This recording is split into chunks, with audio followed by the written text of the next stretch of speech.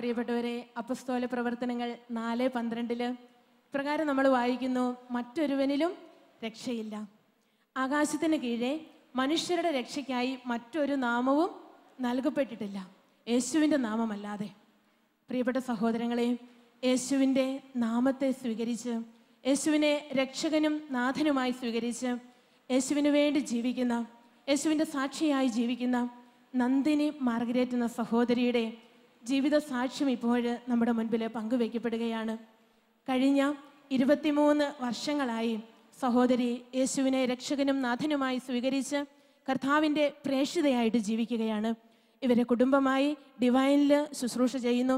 തൻ്റെ ജീവിതാനുഭവത്തിലൂടെ ഇപ്പോൾ കർത്താവിൻ്റെ വചനം നമ്മോട് പങ്കുവയ്ക്കും. കരങ്ങൾ ഉയർത്തി ഹല്ലേലൂയ, ഹല്ലേലൂയ, ഹല്ലേലൂയ.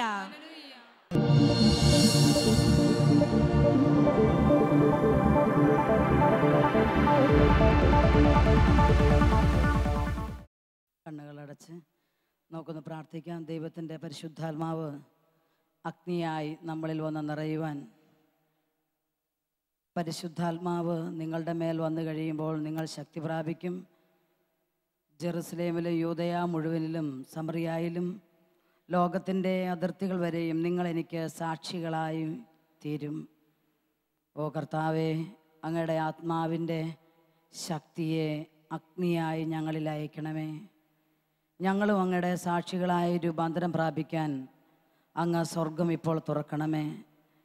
ഈ നൈറ്റ് വിജിലിൽ പങ്കെടുക്കുന്ന ഞങ്ങളെല്ലാവരെയും ലോകത്തിൻ്റെ മുക്കിലും മൂലയിലും ഇരുന്ന് കർത്താവെ അങ്ങയുടെ സന്നിധിയിൽ കണ്ണുനീരോടെ വിശ്വാസത്തോടെ അങ്ങയുടെ തിരുസന്നിധിയിൽ പ്രാർത്ഥിക്കുന്ന സകലരെയും അങ്ങയുടെ ആത്മാവിൻ്റെ അഗ്നി അയച്ച് അങ്ങയുടെ സാക്ഷികളാക്കി രൂപാന്തരപ്പെടുത്തണമേ. ഈശോയെ, അങ്ങയുടെ തിരുസന്നിധി ഞങ്ങൾ പ്രാർത്ഥിക്കുന്നു. പിതാവായ ദൈവമേ, യേശുക്രിസ്തുവിൻ്റെ നാമത്തിൽ അങ്ങയോട് ഞങ്ങൾ അപേക്ഷിക്കുന്നു. പരിശുദ്ധാത്മാവായ ദൈവമേ, അങ്ങയുടെ ശക്തിയിൽ ആശ്രയിച്ച് ഞങ്ങൾ പ്രാർത്ഥിക്കുന്നു. പരിശുദ്ധ അമ്മേ, നല്ല മാതാവേ, സകല വിശുദ്ധരെ, മാലാഖമാരെ ഞങ്ങൾക്ക് വേണ്ടി പ്രത്യേകം പ്രാർത്ഥിക്കണമേ. ആമേൻ. Praise the lord. ഹല്ലേലൂയ, ഹല്ലേലൂയ. പ്രിയമുള്ളവരെ, ഹോസിയ പ്രവചന ഗ്രന്ഥത്തിൻ്റെ 2-ാം അധ്യായം 23-ാം തിരുവചനത്തിൽ നാം ഇങ്ങനെയാണ് വായിക്കുക: ദേശത്ത് ഞാൻ അവനെ എനിക്ക് വേണ്ടി വിതയ്ക്കും. കർത്താവ് അരുളി ചെയ്യുന്നു, ദേശത്ത് ഞാൻ അവനെ എനിക്ക് വേണ്ടി വിതയ്ക്കും. അടുത്ത വചനത്തിൽ ഇങ്ങനെയാണ് നാം വായിക്കുക: കരുണ ലഭിക്കാത്തവളോട് ഞാൻ കരുണ കാണിക്കും. സത്യത്തിൽ ആ വചനമാണ് ഞാൻ. കരുണ ലഭിക്കാതെ, മനുഷ്യരിൽ നിന്ന്, ദൈവത്തിൽ നിന്ന് കരുണ ലഭിക്കാതെ ജീവിച്ചയാളാണ് ഞാൻ. ഈ വചനം ഇല്ലായിരുന്നെങ്കിൽ ഞാനും ഇല്ല. ദൈവത്തിൻ്റെ കരുണയാണ് നിങ്ങളുടെ മുമ്പിലേക്ക് എന്നെ കൊണ്ടുവന്ന് നിർത്തിയിരിക്കുന്നത്. അടുത്ത വചനം നാം വായിക്കും: എൻ്റെ ജനമല്ലാത്തവനോട് നീ എൻ്റെ ജനമാണെന്ന് ഞാൻ പറയും, ഞാൻ അവരുടെ ദൈവമാണെന്ന് ഏറ്റുപറയുകയും ചെയ്യും. Price the lord. ഹല്ലേലൂയ. എൻ്റെ ജനമല്ലാത്തവനോട് നീ ഇനിമേൽ എൻ്റെ ജനമാണെന്ന് പറയും. മാത്രമല്ല, ഞാൻ അവരുടെ ദൈവമാണെന്ന് ഏറ്റുപറയുകയും ചെയ്യും. എനിക്ക് അങ്ങനെ ഒരു ഭാഗ്യമാണ് കിട്ടിയത്, ദൈവത്തെ ഏറ്റുപറയാനായി. അല്ലായിരുന്നുവെങ്കിൽ എനിക്ക് ഭൂമിയിൽ തന്നെ ഇപ്പോൾ സത്യത്തിൽ ജീവിതമില്ല. ദൈവത്തിൻ്റെ ഈ കാരുണ്യത്തിൻ്റെ, സ്നേഹത്തിൻ്റെ ആ പ്രവൃത്തി ഈ വചനത്തിലൂടെ പ്രകടമാകുന്നത് എൻ്റെ ജീവിതത്തിൽ ദൈവം സാധിച്ചു തന്നതുകൊണ്ട്. ഞാൻ കോഴിക്കോട് ജില്ലയിൽ തന്നെ മഞ്ഞുവയൽ എന്ന് പറയുന്ന സ്ഥലത്താണ് ജനിച്ചു വളർന്നത്. എൻ്റെ ഏറ്റവും വലിയ അനുഗ്രഹം എന്ന് പറഞ്ഞാൽ എൻ്റെ അച്ഛന് നല്ല ഒരു യേശു അനുഭവം ഉണ്ടായിരുന്നു. കാരണം ജനിച്ച് കുറച്ച് നാൾ കഴിഞ്ഞപ്പോൾ തന്നെ എൻ്റെ അച്ഛൻ്റെ 2 കാലും പിള്ളവാതം വന്ന് തളർന്നു പോയതുകൊണ്ട് നിലത്തൂടെ നിരങ്ങി നടക്കുമായിരുന്നുള്ളൂ. എൻ്റെ അച്ഛൻ്റെ ജന്മദേശം തൃശ്ശൂർ പാവർട്ടിയാണ്. അപ്പോൾ അവിടെ നിന്ന് എൻ്റെ അച്ഛൻ ജോലി ചെയ്യുന്ന മനയിലെ ആളുകളൊക്കെ മലയാറ്റൂർക്ക് പോകും. അന്ന് കരിസ്മാറ്റിക് ധ്യാനവും പ്രാർത്ഥനയൊന്നും കേരളത്തിൽ നിന്നല്ല അമേരിക്കയിലും ഉണ്ടായിട്ടില്ല. ആ സമയത്താണ് എൻ്റെ അച്ഛന് വളരെ ചെറുപ്പത്തിൽ തന്നെ പിള്ളവാതം വന്ന് കാല് തളർന്നു പോയപ്പോൾ എല്ലാവരും പറഞ്ഞു, അന്ന് മലയാറ്റൂർ പോകുന്നവർ എൻ്റെ അച്ഛനോട് പറഞ്ഞു, ഈ കൊച്ചിങ്ങനെ നിരങ്ങി നടക്കുമൊന്നുമില്ല, മലയാറ്റൂർ മലയെ കൊണ്ടുപോയി അതിനെ ഒന്ന് അവിടെ പൊന്നുംകുരിശ് മുത്തപ്പൻ്റെ മുമ്പിൽ കൊണ്ട് നിർത്തിയാൽ മതി, കൊച്ചു രക്ഷപ്പെട്ടോളൂ എന്ന് പറഞ്ഞു. അങ്ങനെയാണ് എൻ്റെ അച്ഛനെയും എടുത്ത്, അന്ന് വണ്ടികളും ബസ്സും കാറും ലോറിയും ഒന്നും കേരളത്തിലില്ലെന്ന് ഓർക്കണം. എൻ്റെ അച്ഛൻ്റെ അച്ഛൻ എൻ്റെ അച്ഛനെ തോളിലെടുത്ത് മലയാറ്റൂർക്ക് പോയി. മലയാറ്റൂർ മലയിൽ നടന്ന് വിഷമിച്ച്, ഇന്ന് കാണുന്ന സൗകര്യങ്ങളൊന്നുമില്ലാത്ത കാലം, ഒരു തുള്ളി വെള്ളം കുടിക്കാൻ കിട്ടാത്ത കാലം, ആ മലയാറ്റൂർ മലയുടെ അടിവാരത്ത് കാട് പിടിച്ച സ്ഥലത്ത് ഇരിക്കാവുന്ന ഒരു സ്ഥലത്തെത്തി. താഴത്തെ പള്ളിയുടെ അവിടെ ഒരു പാറയുടെ സൈഡിൽ എൻ്റെ അച്ഛൻ്റെ അച്ഛൻ എൻ്റെ അച്ഛനെ തോളിൽ നിന്നെടുത്ത് നടക്കുകയല്ലാത്ത കൊച്ചിനെ, ഏതാണ്ട് 7 വയസ്സോളം പ്രായമുള്ള എൻ്റെ അച്ഛനെ നിലത്ത് ഇരുത്തിയതാണ്. ആ കാല് ആ പരിശുദ്ധമായ മണ്ണിൽ തൊട്ടതേ എൻ്റെ അച്ഛൻ ചാടി എഴുന്നേറ്റ് നടന്നു. അതാ ഞാൻ പറഞ്ഞത്, എൻ്റെ ജനമല്ലാത്തവനോട് ഞാൻ പറയും നീ എൻ്റെ ജനമാണെന്ന് ദൈവം പറയുമെന്ന്. അങ്ങനെ പറഞ്ഞതുകൊണ്ട് എനിക്കൊരു മഹത്തായ ഭാഗ്യം കിട്ടി. Price the Lord. നമുക്ക് ആർക്കും നമ്മുടെ മാതാപിതാക്കന്മാരെ സെലക്ട് ചെയ്യാൻ പറ്റില്ല. നമുക്ക് കാറ് സെലക്ട് ചെയ്യാം, ജീവിത പങ്കാളിയെ സെലക്ട് ചെയ്യാം, വീട് സെലക്ട് ചെയ്യാം, താമസിക്കുന്ന സ്ഥലം സെലക്ട് ചെയ്യാം, പഠനം സെലക്ട് ചെയ്യാം, ജോലി സെലക്ട് ചെയ്യാം. പക്ഷെ ആർക്കെങ്കിലും സ്വന്തം മാതാപിതാക്കളെ സെലക്ട് ചെയ്തെടുക്കാൻ പറ്റുമോ? പറ്റുകയില്ല. അപ്പോൾ പ്രിയപ്പെട്ടവരെ, ദൈവം തന്ന ഏറ്റവും വലിയ ദാനമായിട്ട് ഞാൻ കണക്കാക്കുക. അതുകൊണ്ട് തന്നെ ഒരു വിശ്വാസത്തിൻ്റെ വിശുദ്ധി ഞങ്ങളുടെ കുടുംബത്തിലുണ്ടായിരുന്നു. വളർച്ചയുടെ കാലഘട്ടങ്ങളിലൊന്നും എനിക്കങ്ങനെ യേശുവിനെ, ദൈവത്തെ തിരിച്ചറിഞ്ഞ് പ്രാർത്ഥിക്കാനോ പറയാനോ അറിയാൻ പാടില്ലെങ്കിലും എൻ്റെ വഴിപിഴച്ച ജീവിതം വന്നു കഴിഞ്ഞപ്പോൾ എൻ്റെ വീട്ടുകാരെ എനിക്ക് വേണ്ടി പ്രാർത്ഥിക്കാൻ തുടങ്ങി. ആ കാലഘട്ടത്തിലാണ് ഇവിടെയെല്ലാം പോപ്പുലർ മിഷൻ ധ്യാനം വന്നത്. വിൻസെഷൻ വൈദികർ നടത്തുന്ന പോപ്പുലർ മിഷൻ ധ്യാനം. ആ സമയത്ത് ഞാൻ യേശുവിനെ അറിയാനോ മനസ്സിലാക്കാനോ എന്നതിനേക്കാൾ ഉപരി ലോകത്തിൻ്റെ സ്നേഹത്തിൻ്റെ ഒക്കെ പുറകെ നടക്കുകയാണ്. ഞാൻ ലാബ് ടെക്നീഷ്യനായിരുന്നു. എനിക്ക് സ്വന്തമായിട്ട് ജോലി, അതുപോലെ സ്വന്തം ഒരു ക്ലിനിക്ക്, ഇതൊക്കെ ഉള്ളത് കൊണ്ട് കാശിനൊന്നും ഒരു പഞ്ഞവുമില്ല. അങ്ങനെ കാശിനൊന്നും പഞ്ഞമില്ലാതെ ജീവിച്ചതുകൊണ്ട് എനിക്ക് അല്ലറ ചില്ലറ എൻ്റെ ജീവിതത്തിൻ്റെ മുന്നോട്ട് പോകാനുള്ള കാര്യങ്ങളൊക്കെ നോക്കിയപ്പം ഞാൻ ഒരാളെ പ്രേമിച്ച് അങ്ങ് കല്യാണം കഴിച്ചേക്കാം, നല്ല സേഫായൊരു ലൈഫാവുമല്ലോ എന്ന് വിചാരിച്ച് ഒരാളെ സ്നേഹിച്ചു. അയാൾ സ്നേഹിച്ചത് എന്നെയല്ല, എൻ്റെ കാശിനെയാണ്. മാനമായിട്ട് പറ്റിച്ചു കഴിഞ്ഞപ്പോൾ മാനസികമായിട്ട് തകർന്നു. മാനസികമായി തകർന്നു കഴിഞ്ഞപ്പം ജോലി ഉണ്ടെങ്കിൽ എല്ലാമായി, കാശുണ്ടെങ്കിൽ എല്ലാമായി എന്ന് വിചാരിച്ച് ജീവിച്ചുകൊണ്ടിരുന്ന എനിക്കത് തകർച്ചയായി. അങ്ങനെ മാനസികമായി തകർന്ന് ജോലിക്ക് പോകാൻ പറ്റുന്നില്ല, ഒരു കാര്യം ചെയ്യാൻ പറ്റുന്നില്ല, യാതൊരു കാര്യത്തിലും ഉന്മേഷമില്ല. മരിച്ചാൽ മതി എന്ന് ചിന്തിക്കുമ്പോഴാണ് മനസ്സിനൊരു അല്പസമാധാനം കിട്ടാൻ വേണ്ടി ഞാൻ ഇച്ചിരി മയക്കുമരുന്നൊക്കെ കഴിക്കാൻ തുടങ്ങി. അങ്ങനെയൊക്കെ ഞാൻ അങ്ങനെ കഴിച്ച് കുറച്ചാൾ കഴിഞ്ഞപ്പോഴത്തേന് ഞാൻ അതിൻ്റെ അഡിക്റ്റായി. ഈ അവസരത്തിലാണ് എൻ്റെ സഹോദരി ധ്യാനത്തിലേക്കൊക്കെ വന്നത്. ധ്യാനത്തിലേക്കൊക്കെ വന്നു കഴിഞ്ഞപ്പോൾ എൻ്റെ അമ്മ, എൻ്റെ അച്ഛൻ, എൻ്റെ ചേച്ചി എനിക്ക് വേണ്ടി മുട്ടിപ്പായിട്ട് പ്രാർത്ഥിച്ചു. അവർ മാത്രമൊന്നുമല്ല, ഞങ്ങളുടെ മഞ്ഞുവേൽ ഇടവകയിൽ ഒരുപാട് ചേട്ടത്തിമാർ കണ്ണീരോടെ എനിക്ക് വേണ്ടി ചേട്ടത്തിമാരും ചേട്ടന്മാരും മധ്യസ്ഥം വഹിച്ച് പ്രാർത്ഥിച്ചത് സത്യത്തിൽ എനിക്കറിയാൻ പാടില്ല. ഞാൻ ഒരിക്കൽ 94 ബോംബെയിലെ ധ്യാനമന്ദിരത്തിൽ, അവിടെ ഒരു ഡിവൈൻ ധ്യാനമന്ദിരമുണ്ട്, അവിടെ പോയി ശുശ്രൂഷ ചെയ്ത് പ്രസംഗം കഴിഞ്ഞ് ഇറങ്ങി വന്നപ്പം ഒരു പെങ്കൊച്ച്, 10-23 വയസ്സുള്ളൊരു പെങ്കൊച്ച് എന്നെ കെട്ടിപ്പിടിച്ച് ഓടി എന്നിട്ട് എന്നോട് പറയുക, ചേച്ചി സോറി, റിയലി സോറി, എന്നോട് ക്ഷമിക്കണം, ദൈവം എന്നോട് ക്ഷമിക്കുമോ എന്നൊക്കെ പറഞ്ഞപ്പം ഞാൻ അവളെ മാറ്റി നിർത്തി. നേഴ്സുമാരുടെ ധ്യാനമാണ്. ഞാൻ പറഞ്ഞു, മോളെ നമ്മൾ കണ്ടിട്ടില്ലല്ലോ ഇതിനു മുമ്പ്, നീ എന്നെ ഒരു ഉപദ്രവവും നടത്തിയിട്ടില്ലല്ലോ. അപ്പോൾ അവൾ എന്നോട് പറയുക, ചേച്ചിക്ക് അറിയാവോ, എൻ്റെ അമ്മച്ചി ചേച്ചിക്ക് വേണ്ടി, ചേച്ചിയുടെ മാനസാന്തരത്തിന് വേണ്ടി ഉപവസിച്ച് പ്രാർത്ഥിക്കുമായിരുന്നു. ഭക്ഷണം കഴിക്കാതെ രാത്രിയിലും പകലും ഉപവസിച്ച് പ്രാർത്ഥിക്കുമായിരുന്നു. അന്ന് ഞാൻ നേഴ്സിങ്ങിന് പഠിക്കുന്നതുകൊണ്ട് ഞാൻ എൻ്റെ അമ്മച്ചിയെ വഴക്ക് പറയും, ഇങ്ങനെ പട്ടിണി കിടന്ന് വല്ലവരുടെ മക്കൾക്ക് വേണ്ടി ചാകണോ, മമ്മി ഞങ്ങൾക്ക് വേണ്ടി ഉപവസിച്ച് പ്രാർത്ഥിക്ക് എന്ന് പറഞ്ഞ് ഞാൻ വഴക്ക് പറയുമായിരുന്നു. ഇന്ന് എനിക്ക് മനസ്സിലായി, എൻ്റെ മമ്മിയുടെ കണ്ണുനീരിൻ്റെ ഫലമാണ് ചേച്ചിയെന്ന്.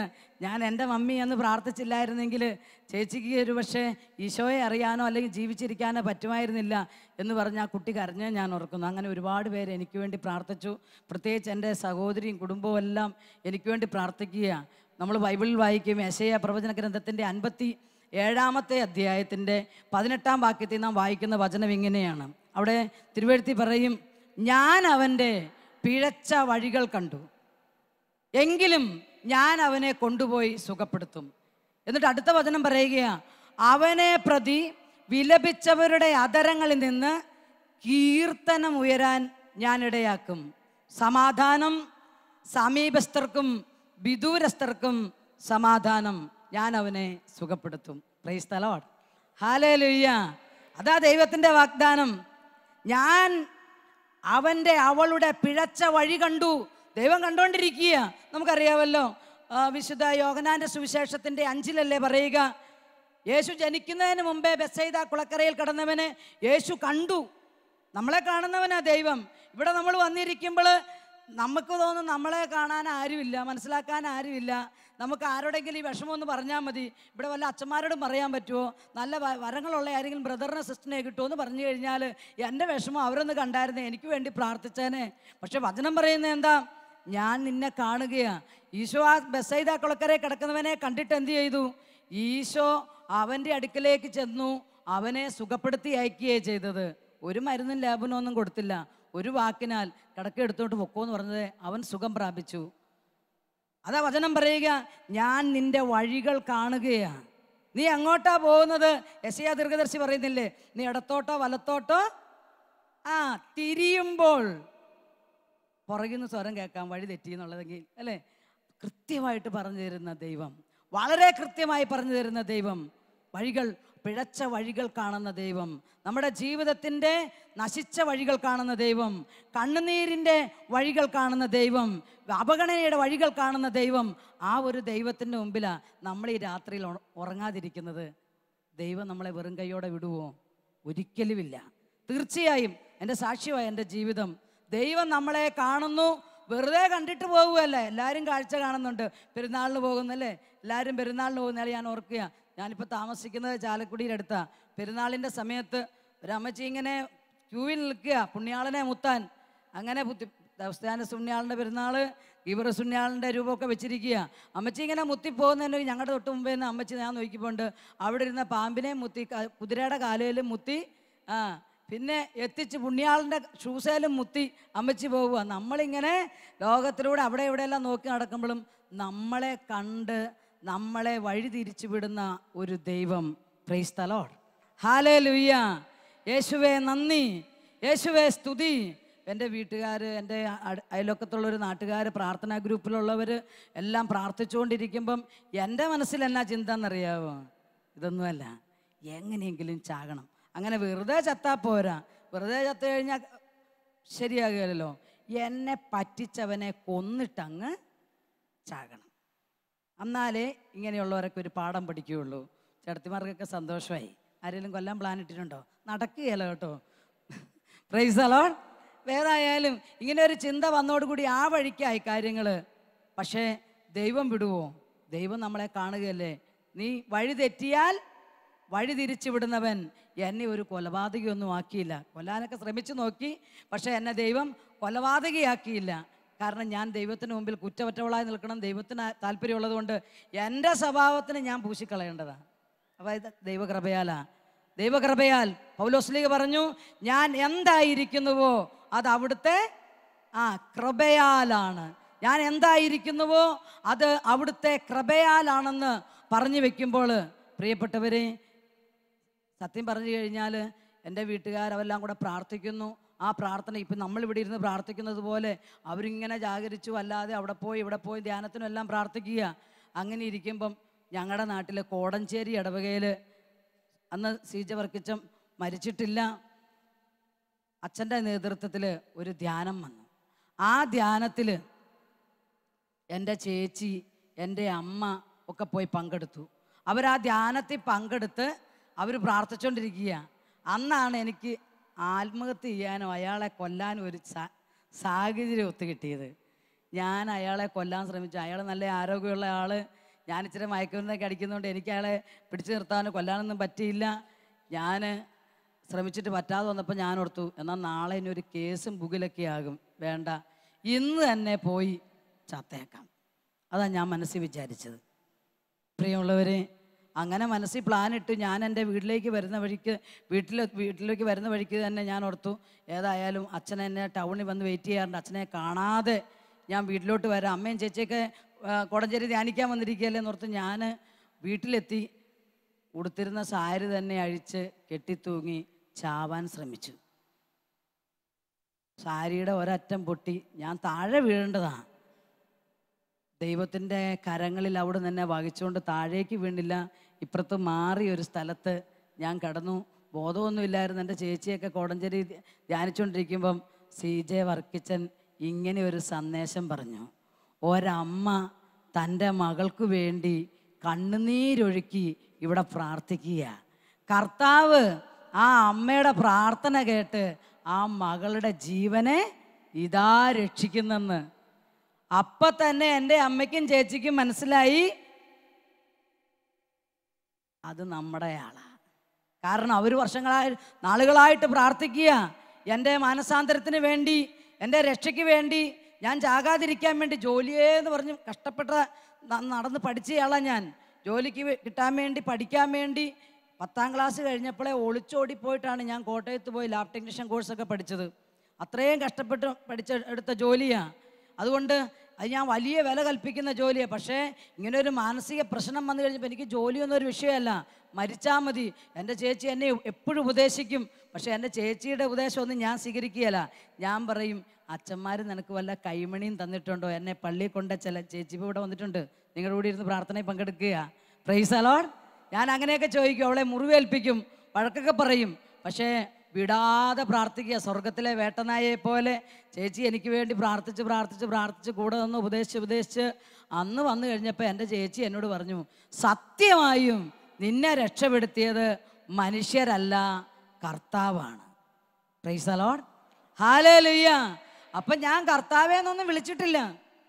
യെശയ്യായുടെ പുസ്തകത്തിൽ നമ്മൾ വായിക്കുന്നില്ലേ 65-ാം അധ്യായത്തിൽ, എന്നെ തേടാത്തവർക്ക് ദർശനമരുളാനും എന്നോട് ആരായത്തവർക്ക് ഉത്തരമരുളാനും ഞാൻ തയ്യാറായിരുന്നു.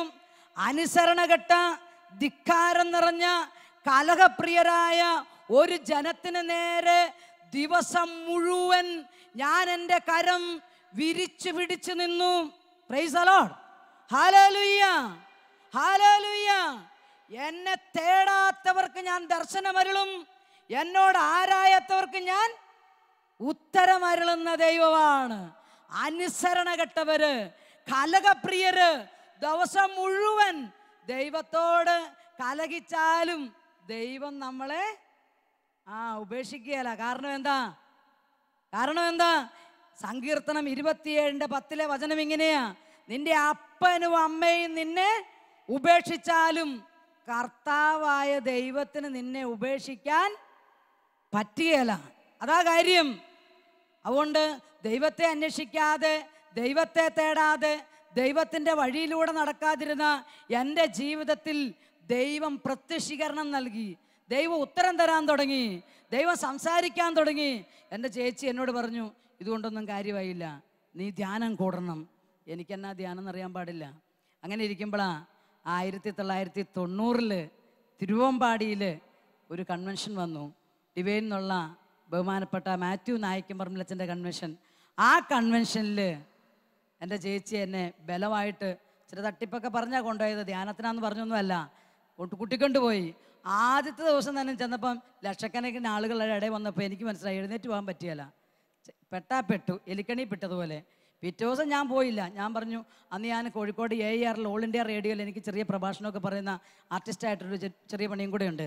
അപ്പം ഞാൻ പറഞ്ഞു, എനിക്കിന്നിവിടെ റെക്കോർഡിംഗ് ഉണ്ട്, സ്റ്റുഡിയോയിൽ പോവുകയെന്ന് പറഞ്ഞ് വിട്ടുപോയി. 3-ാം ദിവസം പിടിയാലെ കൊണ്ടുപോയി. അപ്പം ഞാൻ ഓർത്തു, അവിടെ ഇരുന്ന് ഭയങ്കര ബോറടിയാണ്, എന്നാൽ ഇച്ചിരി മയക്കുഗുളിയൊക്കെ കഴിച്ചങ്ങ് ഇരുന്ന് കഴിഞ്ഞാൽ ഒരു സ്ട്രോങ് ആയിട്ട് ഇതൊന്നും അറിയാതെ ഈ പാട്ടും കൂത്തുമൊന്നും കേൾക്കാതിരിക്കാമല്ലോ എന്നോർത്ത് അങ്ങനെയാണ് 3-ാം ദിവസം ചെന്നത്. പക്ഷേ 3-ാം ദിവസം ആണല്ലോ ഈ ഉയർപ്പ് നടക്കുന്നത്, അല്ലേ? എൻ്റെ ജീവിതത്തിൽ എൻ്റെ മാനസാന്തരത്തിൻ്റെ ഉയർപ്പ് ആ കൺവെൻഷൻ്റെ 3-ാം ദിവസമാണ്. കൺവെൻഷൻ്റെ സമയത്ത് രോഗശാന്തി പ്രാർത്ഥനയൊക്കെ നടക്കുക. അപ്പോൾ ബഹുമാനപ്പെട്ട മാത്യു നായിക്കമ്പറമ്പിലച്ചൻ ടീമൊക്കെ കൂടി ഒന്നിച്ച് പ്രാർത്ഥിച്ചതിന് കിട്ടിയൊരു സന്ദേശം, ഒത്തിരി സന്ദേശങ്ങളുടെ കൂടുതൽ പങ്കുവെക്കുക. ഞാനവിടെ നിലത്തിരുന്ന് പടഞ്ഞിരുന്ന് വചനം കേൾക്കുകയല്ല, ഉറങ്ങിത്തൂങ്ങി. ഇടയ്ക്കിടയ്ക്ക് എൻ്റെ ചേച്ചി എനിക്ക് വിട്ട് ഓരോ തട്ട് വെച്ച് തരും. അപ്പം ഞാൻ ഇച്ചിരി നീങ്ങിയിരിക്കും, ചേച്ചി തട്ടാതിരിക്കാൻ വേണ്ടിയിട്ട്. അങ്ങനെ ഇരിക്കുമ്പോൾ ബഹുമാനപ്പെട്ട മാത്യു നായിക്കമ്പറമ്പിലച്ചൻ പറഞ്ഞു, ആത്മഹത്യ ചെയ്യാൻ മരത്തിൽ കയറിയിട്ട് കർത്താവ് അത്ഭുതകരമായി രക്ഷപ്പെടുത്തിയ ഒരു മകൾ ഇവിടെയുണ്ട്. കർത്താവ് പറയുന്നു, എഴുന്നേറ്റ് അവിടുത്തെ സാക്ഷിയാവുക. പെട്ടെന്ന് ഒരു ഇടിവാള് ഉള്ളിൽ കൂടെ വെട്ടിപ്പോയതുപോലെ എനിക്ക് ഫീൽ ചെയ്തു. എൻ്റെ കാര്യമാണല്ലോ അത് പറഞ്ഞതെന്ന് എനിക്ക് മനസ്സിലായി. എനിക്ക് നിയന്ത്രിക്കാൻ പറ്റാത്ത സങ്കടം ഉണ്ടായി. എനിക്ക് എൻ്റെ ഉള്ളിൽ പറഞ്ഞറിയിക്കാൻ പറ്റാത്ത ഒരു കടല്, ഒരു സുനാമിയൊക്കെ വന്ന് നിറയുന്നത് പോലെ. എന്നാ ചെയ്യണ്ടെന്നറിയാൻ പാടില്ല. ഞാൻ അവിടുന്ന് ഏങ്ങലടിച്ച് കരഞ്ഞു. അപ്പോഴെൻ്റെ ചേച്ചി എന്നോട് വീണ്ടും പറഞ്ഞു, നിൻ്റെ കാര്യമാ. ആളുകൾ സാക്ഷ്യപ്പെടുത്താൻ പോയി കഴിഞ്ഞപ്പം ഞാൻ എഴുന്നേറ്റില്ല. അപ്പം എൻ്റെ ചേച്ചി എന്നോട് പറഞ്ഞു, നീ പോയി സാക്ഷ്യപ്പെടുത്തണം. ഞാൻ ചോദിച്ചു, കെട്ടിത്തൂങ്ങിയിട്ട് രക്ഷപ്പെട്ട കാര്യമോ? ഇവിടെ ഇരിക്കും. അപ്പോൾ കുറച്ച് നേരം കഴിഞ്ഞു. അപ്പോൾ ചേച്ചി ഇങ്ങനെ ഭാഷാവൃത്തി സൂചിച്ചുകൊണ്ടിരിക്കുക, ഞാനൊന്ന് രക്ഷപ്പെടാൻ വേണ്ടിയിട്ട്. അപ്പം അങ്ങനെ പ്രാർത്ഥിച്ചുകൊണ്ടിരിക്കുമ്പം പെട്ടെന്ന് എൻ്റെ ഉള്ളിൽ നിന്ന് എനിക്ക് കേൾക്കാം, അത് നീയാണ്, എഴുന്നേറ്റ് എനിക്ക് സാക്ഷിയാവുക. നമ്മൾ അപ്പോസ്തല നടപടി പുസ്തകത്തിൽ വായിക്കും, അഗ്രിപ്പ രാജാവിൻ്റെ മുന്നിൽ പൗലോസ് ശ്ലീഹ അദ്ദേഹം എന്താ പറയുന്നത്? അഗ്രിപ്പ രാജാവേ, എന്നോട് സംസാരിച്ച ആ സ്വരത്തോട് മറുതലിക്കാൻ പിന്നീട് എനിക്കായില്ല. എന്നോട് സംസാരിച്ച ആ സ്വരത്തോട് മറുതലിക്കാൻ പിന്നീട് എനിക്കായില്ല. Price the Lord. അതാ എനിക്ക് സംഭവിച്ചത്. ഞാൻ അവിടെ കിടന്നോട് നിലവിളിച്ചു. അപ്പോൾ വോളണ്ടിയേഴ്സൊക്കെ വന്ന്, കൺവെൻഷനല്ലേ, അവരെല്ലാം വന്നു. നോക്കിയപ്പോൾ ഒരുത്തി കിടന്ന് ഉരുളുക. പ്രാന്തായെന്ന് വിചാരിച്ചു. ധ്യാനം കൂടിയിട്ട് ആ കാലഘട്ടമല്ലേ, ആദ്യ കാലഘട്ടമാണ്, 90-ലല്ലേ. പ്രാന്തായെന്ന് വിചാരിച്ച് എല്ലാവരും കൂടെ എന്നെ വളരെ തന്ത്രപൂർവം പൊക്കിയെടുത്തു. ചേച്ചിയുടെ നേതൃത്വത്തിൽ കൺവെൻഷൻ പന്തലിൻ്റെ അവിടുന്ന് എടുത്ത് സ്റ്റേജിൻ്റെ സൈഡിൽ കൊണ്ടുപോയിട്ടു. ഇത്രയും കണ്ണൊന്നുമില്ല കേട്ടോ, വെറും 32 കിലോയേ ഉള്ളൂ. ഈസി ആയിട്ട് പൊക്കാം. ഇന്ന് നടക്കുകയില്ല. പ്രൈസ് ദി ലോർഡ്, ഹല്ലേലൂയ. അങ്ങനെ എന്നെ അവിടെ കൊണ്ടുപോയിട്ടു. ഞാൻ പറയും കേട്ടോ, എൻ്റെ ഒരു അനുഭവത്തിൽ എനിക്ക് വലിയ സന്തോഷമാണ്. കാരണം ബഹുമാനപ്പെട്ട മാത്യു നായിക്കമ്പറമ്പലച്ചനെ കാണാൻ അന്ന് താപസ് ചെയ്താൽ പറ്റില്ല. എന്നെ കൊണ്ടുപോയിട്ടത് അച്ഛൻ്റെ കാൽക്കലാ. അച്ഛനായിട്ട് വട്ടുപിടിപ്പിച്ച ആളെ ഇതായിരിക്കുന്നു എന്ന മട്ടിൽ. Price the Lord. അച്ഛൻ്റെ അടുത്ത് കൊണ്ടുപോയിട്ടത് ടീമങ്ങളെല്ലാം കൂടെ എന്നെ നോക്കിയിട്ട് പറയാ, ആ നമുക്ക് രാവിലെ സന്ദേശം കിട്ടിയ ആളാ, ദേ കെട്ടിത്തൂക്കാൻ പോയിട്ട് പറഞ്ഞില്ലേ, ആഷ് കളർ സാരി ഉടുത്തിരിക്കുന്നു, പൊക്കം വണ്ണം എല്ലാം കൂടെ പറഞ്ഞ് എല്ലാവരും എൻ്റെ ചുറ്റും തൊടി. അവിടെ എന്തിനാ തൊട്ടുമുത്തുന്ന പോലെ എല്ലാവരും കൂടെ. എനിക്ക് ആ പാടെ പകപ്പായി. ഞാൻ എഴുന്നേറ്റ് കഴിഞ്ഞപ്പോൾ എൻ്റെ ചേച്ചി അവരോട് പറഞ്ഞു, വിട്ടുപോകും, പിടിച്ചോളാൻ. എല്ലാവരും കൂടെ പിടിച്ച് എന്നെ സ്റ്റേജിൽ കൊണ്ടുപോയി സാക്ഷ്യപ്പെടുത്തി. ഞാൻ പറഞ്ഞില്ല, 90 ലാസ്റ്റ് വീക്ക്. അതിനുശേഷം ക്രിസ്മസ്, കൺവെൻഷൻ തീർന്നു. ജനുവരി ആയപ്പോഴേക്കും ചേച്ചി എനിക്ക് ഒരു സ്വസ്ഥതയും തരികയില്ല. നീ എങ്ങനെയും പോട്ടെ പോ. അപ്പോൾ ക്ലിനിക്കുണ്ട്, അതിൻ്റെ കാര്യങ്ങളുണ്ട്, അതിനൊരു ലോണിൻ്റെ കാര്യമൊക്കെ അപേക്ഷിച്ചിട്ടുണ്ട്, കുറച്ച് കാര്യങ്ങൾ ചെയ്തു തീർക്കാനുണ്ട്. അപ്പോൾ എൻ്റെ ചേച്ചി എന്നോട് പറഞ്ഞു, എടി നിന്നെ വിളിച്ചത് കർത്താവാണെങ്കിൽ നിൻ്റെ ലോൺ പാസ്സാകുകയും എല്ലാ കാര്യവും ഈ മാസം ശരിയായി നിനക്ക് പോട്ടയ്ക്ക് പോകാൻ പറ്റുമെന്ന് പറഞ്ഞു. അപ്പം ഞാൻ പറഞ്ഞു, അങ്ങനെയാണ് നിൻ്റെ കർത്താവാടിയ കർത്താവ്, ഞാൻ കർത്താവിൻ്റെ ആളുമായിരിക്കും. 600-ാമത്തെ നമ്പറായിട്ട് എൻ്റെ ലോൺ, ഇവിടെ സെൻട്രൽ ഗവൺമെൻറ്റിൻ്റെ ലോണാണ് പാസ്സായി കിടന്നത്. എന്നാൽ ആ മാസം തന്നെ ക്ലിനിക്കൊന്നും ആരും നടത്തുന്നില്ല, ബിസിനസ്സൊന്നും വനിതകൾ തുടങ്ങുന്നില്ല. അപ്പോൾ തുടങ്ങിയ ബിസിനസ്സിന് വേണ്ടിയിട്ട് ലോണിന് അപേക്ഷിച്ചിട്ടില്ല. അതുകൊണ്ട് വനിതാ വ്യവസായ എനിക്ക് എൻ്റെ ക്ലിനിക്ക് വിപുലീകരിക്കാൻ വെച്ച ലോൺ 1ാമത് ഡൽഹിയിൽ നിന്ന് പാസ്സായി വന്നു. പ്രൈസ് ദി ലോർഡ്, ഹല്ലേലൂയ. ലോൺ പാസ്സായത് ഈ മാഹി വന്നൊരു ഫ്രിഡ്ജും സാധനങ്ങളൊക്കെ എടുത്ത് ഞാൻ 19-ാം തീയതി, ജനുവരി 19-ാം തീയതി ഡിവൈൻ വണ്ടി കയറി. ഡിവൈനിൽ പോയി ധ്യാനിക്കുക. ഞാൻ ഡിവൈനിൽ പോയി ധ്യാനിക്കുക എന്ന് പറഞ്ഞു കഴിഞ്ഞാൽ എന്നാ ധ്യാനമൊന്നും എനിക്കറിയാൻ പാടില്ല. മഹർഷിമാർ കണ്ണടച്ചുള്ളൊരു ധ്യാനത്തെ പറ്റിയൊക്കെ എനിക്ക് ചില്ലറ അറിവുണ്ട്. പക്ഷേ ഈ പോട്ടാ ധ്യാനമൊന്നും എനിക്കറിയാൻ പാടില്ലാത്തതുകൊണ്ട് ഞാൻ അങ്ങനെ ഒരു കസേരയൊക്കെ സംഘടിപ്പിച്ച് ഇരുന്ന് ഉറങ്ങാനുള്ള സെറ്റപ്പിലാണ്. ഒരാഴ്ച ഞാൻ അവിടെ ഇരുന്നു. ഒരാഴ്ച ഇരുന്നിട്ട് പ്രത്യേകിച്ചൊന്നുമില്ല. നല്ല ചെളിയുള്ള വസ്ത്രമൊക്കെ ഒരലക്കലക്കിയ ചെളി പോവുക ചേർത്തി. നല്ലപോലെ വെള്ളത്തിൽ കുതിരണം. അതുകൊണ്ട് ഞാൻ പിറ്റത്തെ ആഴ്ചയും കൂടെ കൂടി ശകലമൊക്കെ ചെളി ഇളകാനും കുതിരാനും ഒക്കെ തുടങ്ങി. ദൈവാനുഭവം ഉണ്ടാകാൻ തുടങ്ങി. ആദ്യം ഉണ്ടായ എനിക്ക് പറഞ്ഞാൽ കുമ്പസാരമായിട്ട് ബന്ധപ്പെട്ട എനിക്കെൻ്റെ പാപങ്ങളെക്കുറിച്ചുള്ള ഒരു ബോധ്യം. ഞാൻ അതുവരെ വിചാരിച്ചുകൊണ്ടിരുന്നത്, യേശുവിൻ്റെ വചനം കേൾക്കുന്നോടം വരെ വിചാരിച്ചുകൊണ്ടിരുന്നത്, നാട്ടുകാരെല്ലാം പിഴ, ഞാൻ മാത്രം ബെറ്റർ. എൻ്റെ അത്രയും പെർഫെക്റ്റായ ഒരാളുമില്ല. മറ്റുള്ളവർക്കാണ് പ്രശ്നമെന്ന് ഞാൻ വിചാരിച്ചുകൊണ്ടിരുന്നെങ്കിൽ എനിക്ക് തെറ്റ് പറ്റിയെന്ന് വചനം കേട്ട് കഴിഞ്ഞപ്പോൾ എനിക്ക് മനസ്സിലായി. ബൈബിൾ നമ്മൾ വായിക്കുന്നില്ലേ, മത്തായിയുടെ സുവിശേഷത്തിൽ 22 വ്യക്തമായി പറയുന്നില്ലേ, വിശുദ്ധ ലിഖിതങ്ങളോ ദൈവത്തിൻ്റെ ശക്തിയോ മനസ്സിലാക്കാത്തതിനാൽ നിങ്ങൾക്ക് തെറ്റുപറ്റിയിരിക്കുന്നു. അങ്ങനെ എനിക്ക് തെറ്റുപറ്റിയെന്ന് മനസ്സിലായപ്പോൾ എൻ്റെ പിഴകൾ എനിക്ക് ബോധ്യമാകാൻ തുടങ്ങി. പിഴ ബോധ്യമാകാൻ തുടങ്ങിയപ്പോൾ ഇതിന് രക്ഷപ്പെടണം, ഇതെങ്ങനെ കളയണം, അതായിരുന്നു എൻ്റെ ഏറ്റവും വലിയ വിഷമം. ഏതായാലും ആ ധ്യാനത്തിലൂടെ ദൈവം എൻ്റെ ജീവിതത്തിൽ ഇടപെടാൻ തുടങ്ങി. ദൈവത്തിൻ്റെ ഒരു സ്വരം കേൾക്കാൻ ഒരാൾ കൂടെ നടക്കുന്ന അനുഭവം. ഇങ്ങനെ ചെവിട്ടിൽ നമ്മൾ കാരണവന്മാർ പറയും ചെവിട്ടി മൂട്ട പോയ പോലെ എന്ന്, അതുപോലെ ഒരാൾ കൂടെ നിന്ന് ഓരോ കാര്യങ്ങൾ പറയാൻ തുടങ്ങി. ഒരു ആണിൻ്റെ സ്വരമാണ് കേൾക്കുന്നത്. ഞാൻ പെണ്ണുങ്ങളുടെ സെക്ഷനിലായിരിക്കുന്നത്. ഇടയ്ക്കിടയ്ക്ക് എൻ്റെ അടുക്കുന്ന ചേട്ടത്തിമാരോട് ചോദിക്കും ആരെങ്കിലും എന്നേലും പറയുന്നുണ്ടോ. അവരൊരു കസേരയും കൂടെ വിട്ടിരിക്കും, കാരണം എനിക്ക് വട്ടാന്ന് അവരുടെ വിചാരം. Praise the lord. ആദ്യകാലത്തെ ധ്യാനമല്ലേ. ഏതായാലും കുറച്ച് ദൈവാനുഭവം ഒക്കെ ആയി ഇങ്ങനെ ആരോ സംസാരിക്കുന്ന ഹൃദയത്തിൽ ആനന്ദം, സമാധാനം.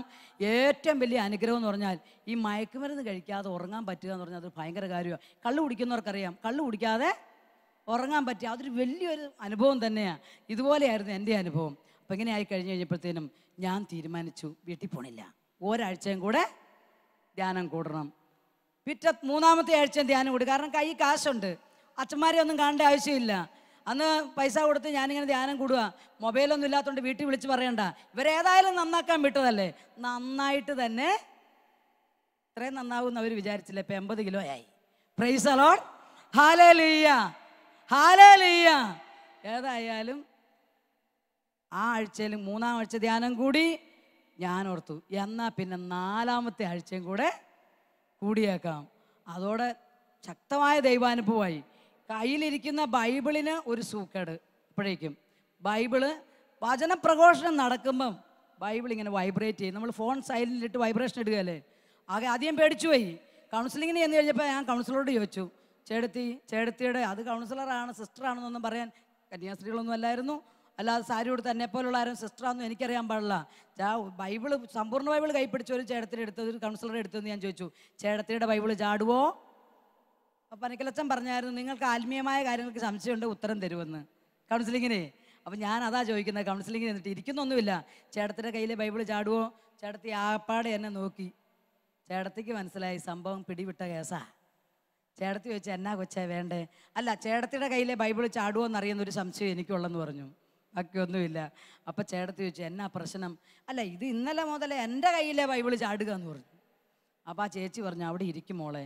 ഇരുത്തി തലേ കൈയൊക്കെ വെച്ച് പ്രാർത്ഥിച്ചു കൊണ്ടിരിക്കുമ്പം ഈ ചേച്ചിയുടെ കണ്ണുനീരിങ്ങനെ എൻ്റെ തലേ വന്ന് വീഴുകയാണ്.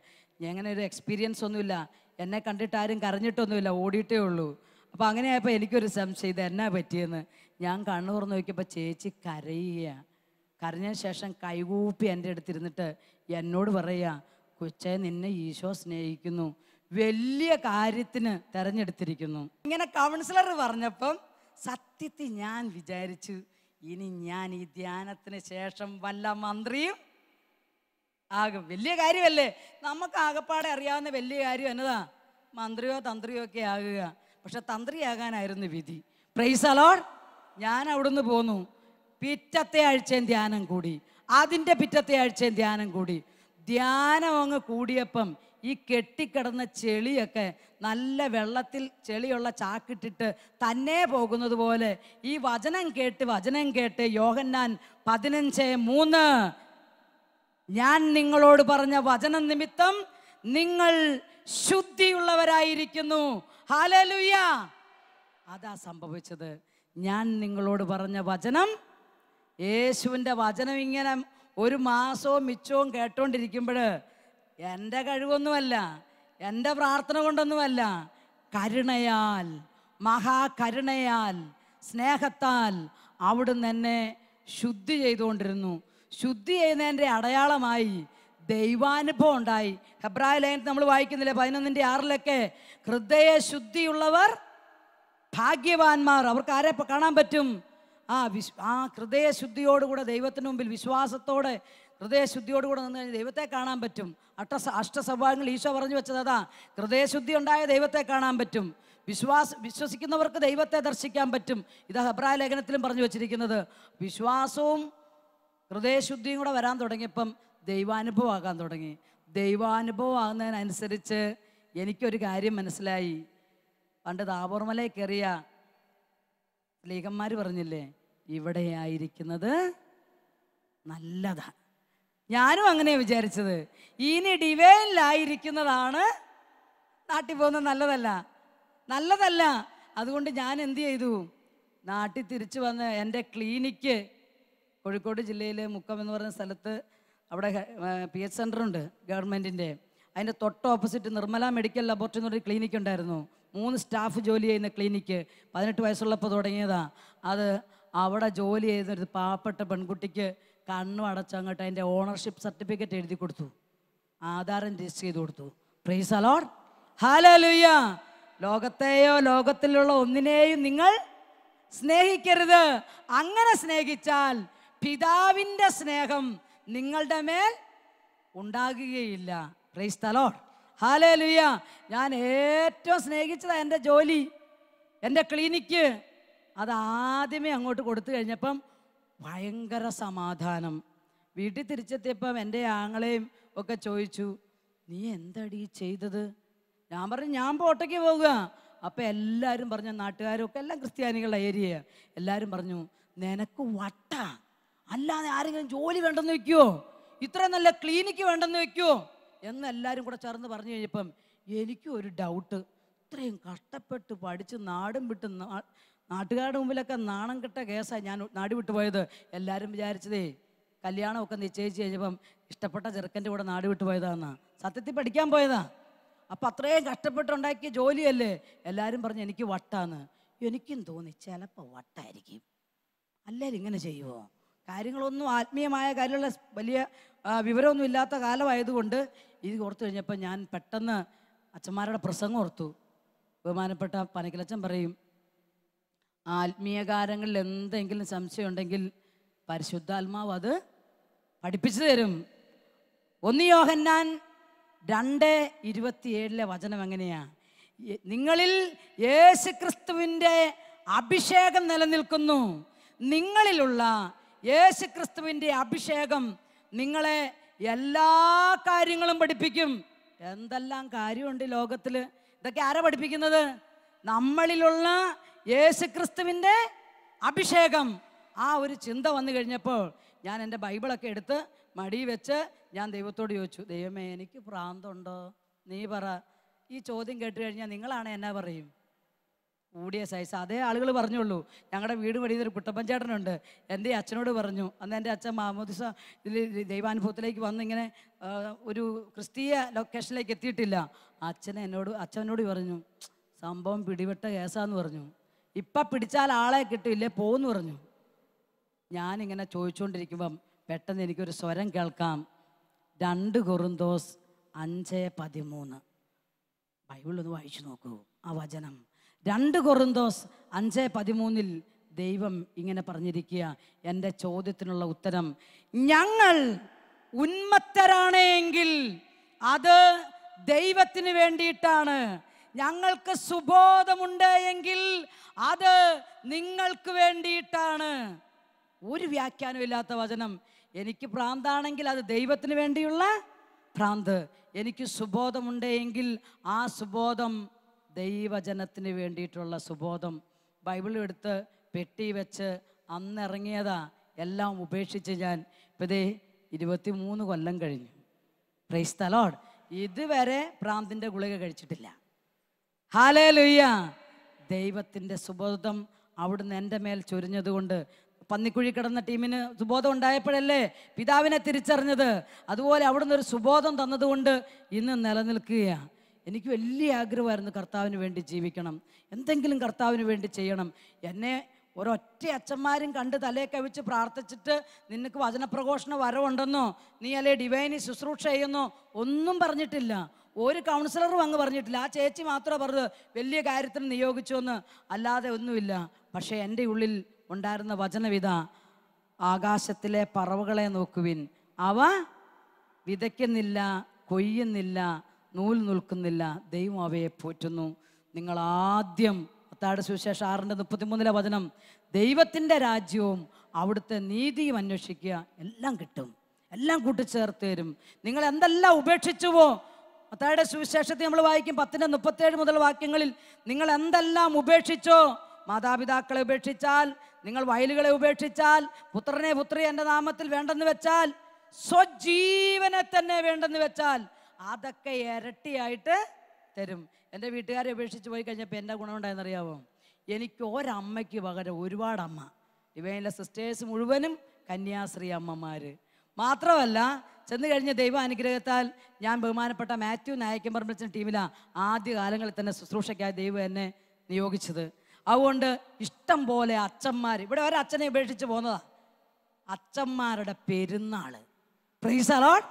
വാഗ്ദാനമല്ലേ അത്? വാഗ്ദാനം അങ്ങ് പൂർത്തിയാക്കുക ദൈവം. വെറുതെ അച്ഛനും അമ്മയൊന്നുമല്ല. എൻ്റെ ഇന്നു വരെ നിങ്ങളുടെ മുമ്പ് ഞാൻ നിൽക്കുന്ന ഈ സമയം വരെ എൻ്റെ എല്ലാ കാര്യങ്ങൾക്കും തീരുമാനമെടുക്കാൻ, അങ്ങോട്ട് പോകാൻ, ഇങ്ങോട്ട് പോകാൻ, എല്ലാത്തിനുമുള്ള പരിശുദ്ധാത്മാവിൻ്റെ ഗൈഡൻസ് എന്ന സ്പിരിച്വൽ ഫാദറുണ്ട് എനിക്ക്. എല്ലാ കാര്യങ്ങളും ചെയ്യാനുണ്ട്. ബഹുമാനപ്പെട്ട ജോൺ ചെറിയവള്ളിയച്ഛനാണ് വർഷങ്ങളായിട്ടുള്ള എൻ്റെ സ്പിരിച്വൽ ഫാദർ. എല്ലാ കാര്യങ്ങൾക്കും പ്രൈസ് ദി ലോർഡ്. ഹല്ലേലൂയ, ഹല്ലേലൂയ.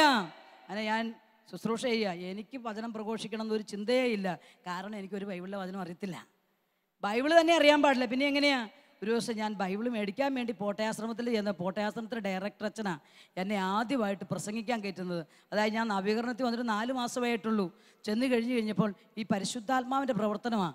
പരിശുദ്ധാത്മാവ് എല്ലാ കാര്യങ്ങളും പഠിപ്പിക്കും എന്ന് പറയുന്നത് എൻ്റെ അനുഭവത്തിൽ ഞാൻ അങ്ങനെ മനസ്സിലാക്കിയത്. ഞാൻ അവിടെ ചെന്ന് കഴിഞ്ഞപ്പോൾ അച്ഛൻ പറഞ്ഞു, നീ ഇപ്പം പ്രസംഗിക്കാൻ കയറണം. ഞാൻ അച്ഛനോട് പറഞ്ഞു, ഞാൻ പ്രസംഗിക്കാൻ വന്നതല്ല അച്ഛൻ, പ്രസംഗിക്കാനുള്ള ആൾ വേറെ വരും. ഞാനൊരു സമ്പൂർണ്ണ ബൈബിൾ മേടിക്കാൻ വന്നതാ. മാത്യു നായിക്കമ്പറമ്പച്ചൻ പറഞ്ഞു വിട്ടിട്ട് ഒരു സമ്പൂർണ്ണ ബൈബിൾ മതി. അപ്പോൾ അച്ഛൻ പറഞ്ഞു, അല്ല, നീ ഓട്ടോറിക്ഷയിൽ ഇറങ്ങിയപ്പോൾ കർത്താവിൻ്റെ ഈ ആത്മാവ് എന്നോട് പറഞ്ഞു, ഞങ്ങൾ പ്രാർത്ഥിച്ചുകൊണ്ടിരുന്നപ്പം ലാസ്റ്റത്തെ ക്ലാസ് എടുക്കാനുള്ള ആൾ വരുമെന്ന്. ആ ആളെ നോക്കി നിൽക്കുക, കർത്താവ് അയച്ചത് ആരാന്ന്. അപ്പോഴാണ് നീ ഓട്ടോറിക്ഷയിൽ വന്നിറങ്ങിയത്. നിന്നെ കണ്ടതേ കർത്താവിൻ്റെ ആത്മാവ് എന്നോട് പറഞ്ഞു പ്രസംഗിക്കാനുള്ള ആൾ ദേ വന്നെന്ന്. പണിയായോ? ഹബക്കൂക്ക് പ്രവാചകൻ പറയും, ഞാനൊരു പ്രവാചകനല്ല, പ്രവാചക പുത്രനല്ല, സിക്കുമൂർ മരം വെട്ടിയൊരുക്കല എൻ്റെ പണി. അതുപോലെ ഞാൻ അച്ഛനോട് പറഞ്ഞ, അച്ഛാ ഇന്ന് വരെ വചനം പ്രസംഗിച്ചില്ല, വേണേ 10 മിനിറ്റ് നേരം സാക്ഷ്യം പറയാം. അപ്പം അച്ഛൻ പറഞ്ഞു, അല്ല, സുവിശേഷം പ്രസംഗിക്കണം. കയറ്റി.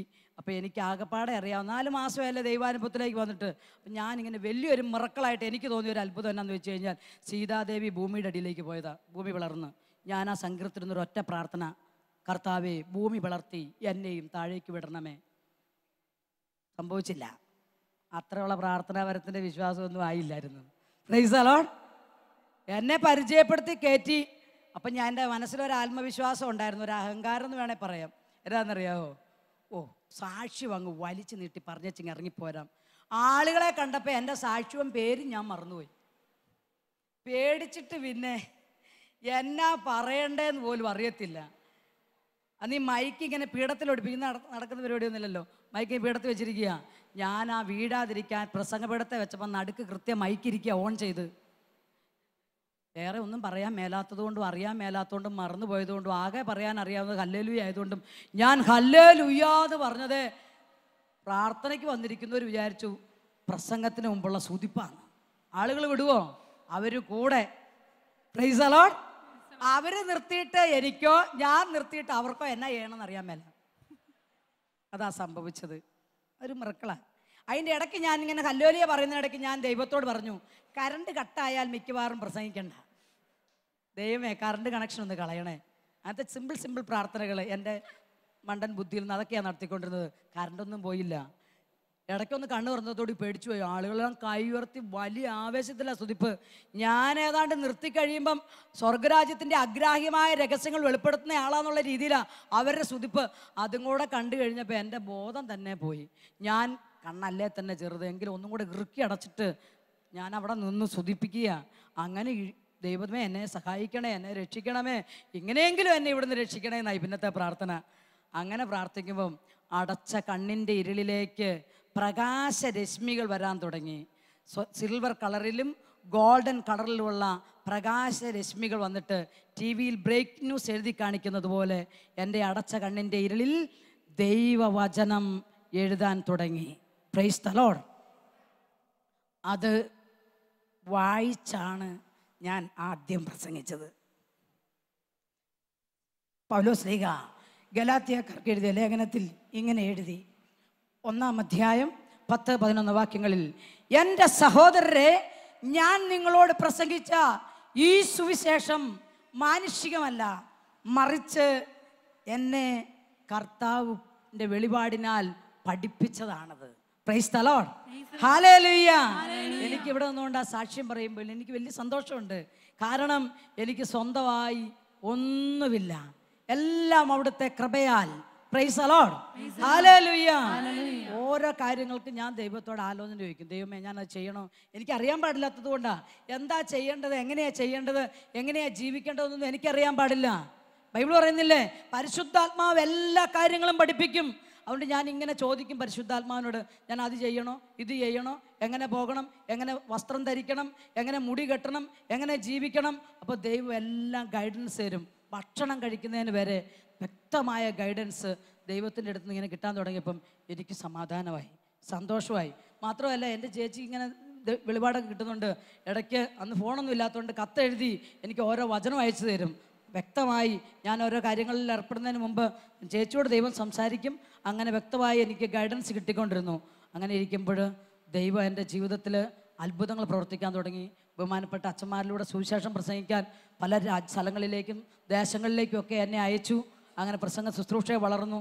വർഷങ്ങൾ കഴിഞ്ഞപ്പോഴത്തേനും എൻ്റെ ദൈവം എനിക്കൊരു ജീവിത പങ്കാളിയെ തന്നു. ഞാൻ ദൈവത്തോട് പ്രാർത്ഥിക്കുക, ദൈവമേ, എനിക്ക് മരണം വരെ സുവിശേഷം പ്രസംഗിക്കണം. നീ കല്യാണമൊക്കെ കഴിച്ചു കഴിഞ്ഞാൽ സുവിശേഷ പ്രസംഗം നിർത്തരുത്. അതുകൊണ്ട് ദൈവമേ, അതിനുള്ളൊരു വഴി ഒരുക്കി തരണമേ എന്ന് പറഞ്ഞ് ഞാൻ പ്രാർത്ഥിക്കുമായിരുന്നു. വിവാഹം കഴിക്കാതെ ജീവിക്കാനായിരുന്നു എൻ്റെ ആഗ്രഹം.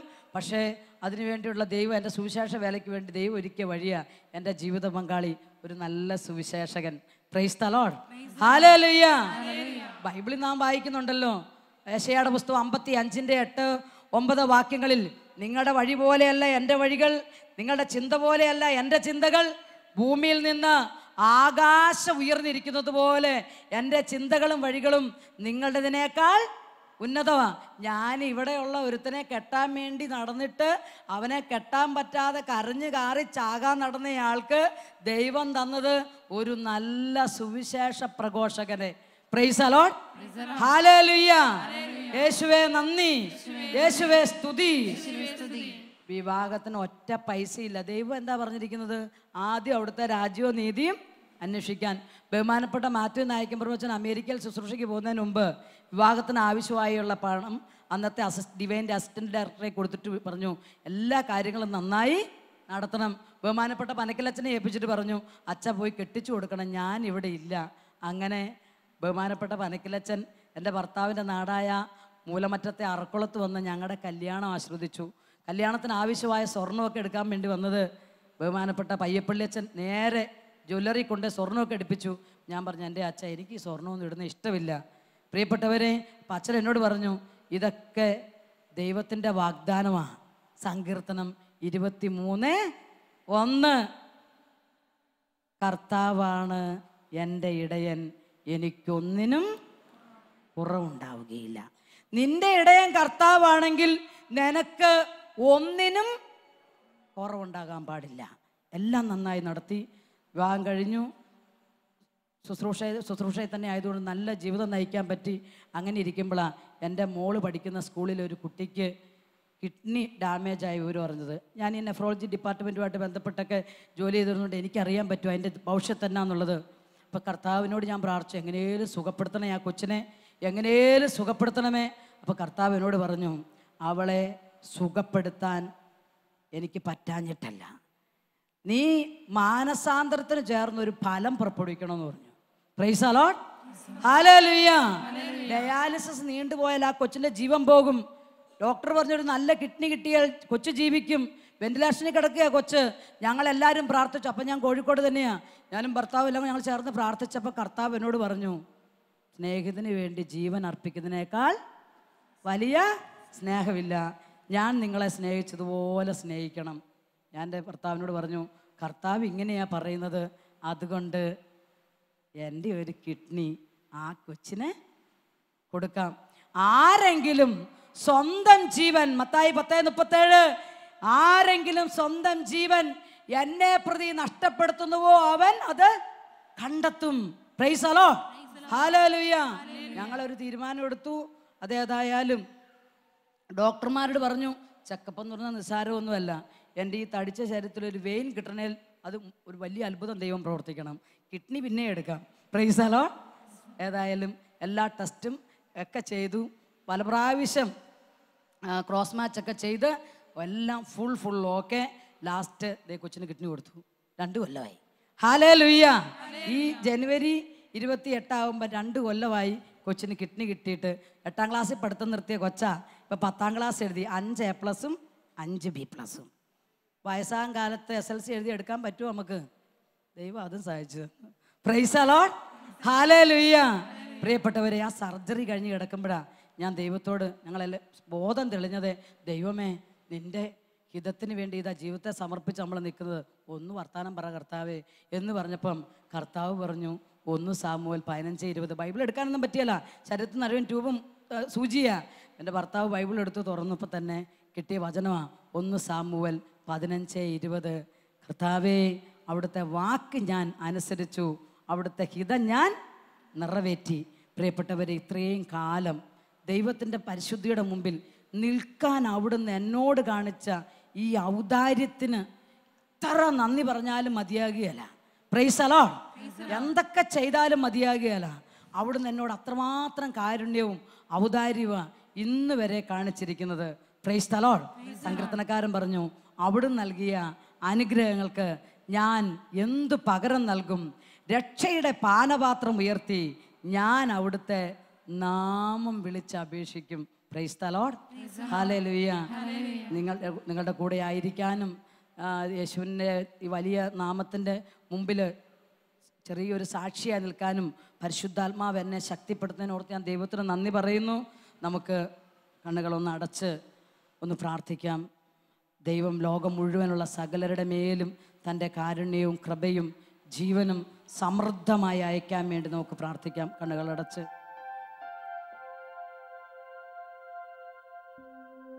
കർത്താവെ, ഞങ്ങളെയും ഞങ്ങളുടെ കുടുംബാംഗങ്ങളെയും അങ്ങേക്ക് സമർപ്പിക്കുന്നു. ദേശം മുഴുവനെയും സമർപ്പിക്കുന്നു. അങ്ങയുടെ കാരുണ്യക്കടൽ സകല ജനതകളുടെ മേലും അങ്ങ് ഒഴുക്കണമേ. രോഗത്താലും ദുഃഖത്താലും വേദനിക്കുന്നവരുടെ മേൽ, മാനസികമായി തകർന്നു കഴിയുന്നവൻ, ദൈവമേ, കരുണ ലഭിക്കാത്തവരുടെ മേൽ, നിന്റെ ജനമല്ലാത്തവരുടെ മേൽ അങ്ങയുടെ കരുണയുടെ പരിശുദ്ധ രക്തം ഒഴുകുന്ന ആ കരം വെച്ച് അങ്ങ് ശക്തിയും ചൈതന്യവും സ്നേഹവും എല്ലാം ഒഴുക്കി അങ്ങയുടെ നാമത്തെ മഹത്വപ്പെടുത്തണമേ എന്ന് പ്രാർത്ഥിക്കുന്നു. ആമേൻ.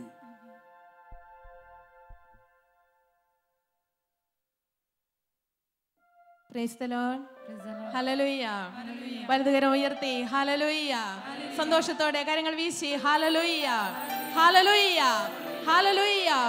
പ്രിയപ്പെട്ടവരെ, സങ്കീർത്തകൻ പറയുന്നു, ദൈവമായ കർത്താവിൻ്റെ ശക്തമായ പ്രവൃത്തികളുടെ സാക്ഷ്യമായി ഞാൻ വരും, ഞാൻ അങ്ങയുടെ മാത്രം നീതിയെ പ്രകീർത്തിക്കും. Hallelujah, hallelujah, hallelujah.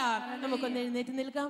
എഴുന്നേറ്റ് നിന്ന് കർത്താവിൻ്റെ സന്നിധിയിൽ നമ്മൾ കേട്ട വചനം, ജീവിത സാക്ഷ്യം ഇന്ന് നമുക്ക് ഈശോയുടെ മുൻപിൽ സമർപ്പിക്കാം. രക്ഷിക്കുവാൻ കഴിയാത്ത വിധം കർത്താവിൻ്റെ കരം കുറുകിപ്പോയിട്ടില്ല. കേൾക്കാനാവാത്ത വിധം അവിടുത്തെ കാതുകൾക്ക് മാന്യം സംഭവിച്ചിട്ടുമില്ല. പ്രിയപ്പെട്ടവരെ, യേശു ഇന്നും നമ്മുടെ ഇടയിൽ ജീവിക്കുന്നു. ദുരിതങ്ങൾ എനിക്ക് ഉപകാരമായി, തന്മൂലം ഞാൻ അങ്ങയുടെ ചട്ടങ്ങൾ അഭ്യസിച്ചുവല്ലോ. പ്രിയപ്പെട്ടവരെ, നമുക്ക് കർത്താവിൻ്റെ സന്നിധിയിലേക്ക് ഈ നിമിഷങ്ങളിൽ നമ്മൾ കേട്ട ഈ ജീവിത സാക്ഷ്യത്തെ സമർപ്പിക്കാം. ഇതിലൂടെ ദൈവം നമ്മളോട് സംസാരിക്കുന്നുണ്ട്. ഇതിലൂടെ ദൈവം നമ്മുടെ ഇടയിൽ പ്രവർത്തിക്കുന്നുണ്ട്. അതെ, കർത്താവിൻ്റെ സാക്ഷ്യമായി നമ്മുടെ ജീവിതങ്ങളെയും അവിടുന്ന് മാറ്റും. നമ്മൾ അവിടെ നിന്നും എത്രയും അകന്നു പോയാൽ പോലും ദൈവം നമ്മളെ തേടിയെത്തുന്ന അവിടുത്തെ വലിയ സ്നേഹം, നമ്മുടെ ജീവിതത്തിലെ എല്ലാ ദുരിതങ്ങളും വേദനകളും കണ്ണുനീരിൻ്റെ അനുഭവങ്ങളും വലിയ നന്മയ്ക്കായി കർത്താവിൻ്റെ സാക്ഷ്യമായി മാറ്റുന്ന ദൈവ മഹത്വത്തിനായി നമ്മുടെ ജീവിതങ്ങളെ ഉയർത്തുന്ന വലിയൊരു അത്ഭുതകരമായ ദൈവിക ഇടപെടൽ നമുക്കൊരു നിമിഷം നമ്മുടെ ജീവിതത്തെ ദൈവ തിരുമുൻപിലേക്ക് സമർപ്പിക്കാം. കർത്താവിൻ്റെ തിരുമുൻപിലേക്ക് നമ്മുടെ ജീവിതങ്ങളെ സമർപ്പിച്ചുകൊണ്ട്, കർത്താവേ, അങ്ങയുടെ അനുഗ്രഹത്തിൻ്റെ വഴികളിലൂടെ അവിടുന്ന് എന്നെയും നയിക്കണമേ. ഈ കേട്ട വചനങ്ങളിലൂടെ കർത്താവേ, അവിടുന്ന് എന്നോട് സംസാരിക്കണമേ. നമുക്ക് പ്രാർത്ഥിക്കാം. കരങ്ങൾ ഉയർത്തി കർത്താവിനെ സ്തുതിക്കാം. Hallelujah, hallelujah, hallelujah. എൻ്റെ ദുഃഖങ്ങളും വേദനകളും എൻ്റെ ദുരിതങ്ങളും എല്ലാം കർത്താവ് വലിയ സന്തോഷത്തിന്റെ കാരണമാക്കി തീർക്കും. വിശ്വാസത്തോടെ നമുക്ക് ദൈവത്തെ സ്തുതിക്കാം. Hallelujah, hallelujah. എൻ്റെ യേശുവിനെ അനുഗ്രഹിക്കും. Hallelujah, hallelujah. എൻ്റെ യേശുവിന്റെ സാക്ഷിയായി, ദൈവമായ കർത്താവിന്റെ സാക്ഷിയായിട്ട് അവിടെ നിന്ന് മാറ്റും. Hallelujah, hallelujah. എന്നെ കരുതുന്ന, എന്നെ കാക്കുന്ന, എൻ്റെ വീഴ്ചയിൽ, എൻ്റെ പരാജയത്തിൽ എന്നോട് ചേർന്ന് നിൽക്കുന്ന കർത്താവിന് നമുക്കിപ്പോൾ കരങ്ങൾ അടിച്ച് സന്തോഷത്തോടെ പാടി ആരാധിക്കാം.